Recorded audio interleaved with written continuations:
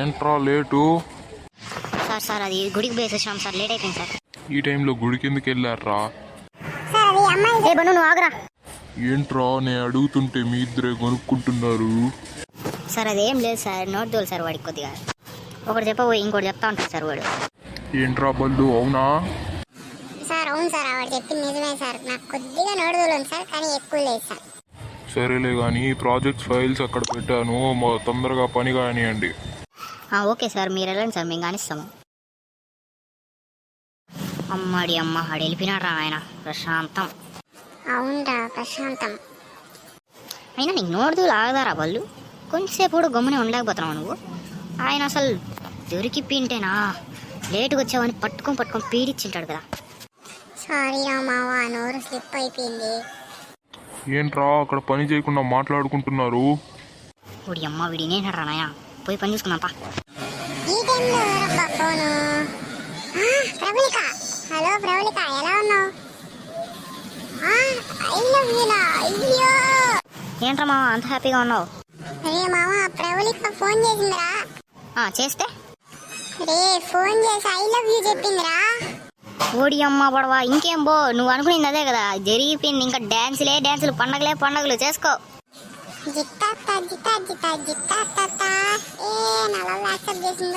అవునరా మామ, ఇంకా నీ లవ్ సెట్ అయిపోయింది. నాకు పార్టీ ఇవా? ఇస్తా ఉండు. రే పని చేయకుండా ఆటలాడుకుంటున్నారా మీరు?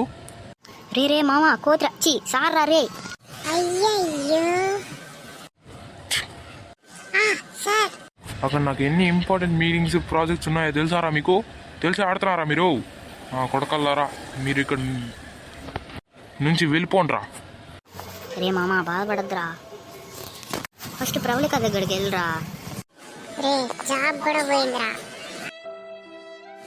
ఇంకా ప్రవళిక నా ఫేస్ కూడా చూడదేమోరా. రే అదేం లేదులేరా, ఫస్ట్ ఫోన్ చేసి రమ్మని చెప్పు. సరే చేస్తా ఉండరా. రే ఇప్పుడే చేస్తా ఉండరా. హలో ప్రవళిక, నేను ఇక్కడ బీచ్ దగ్గర ఉన్నా, తొందరగా రావా ప్లీజ్. చెప్పు బల్లు, ఇప్పుడే ఫోన్ చేసి రమ్మన్నావు కదా, ఏంటో చెప్పు.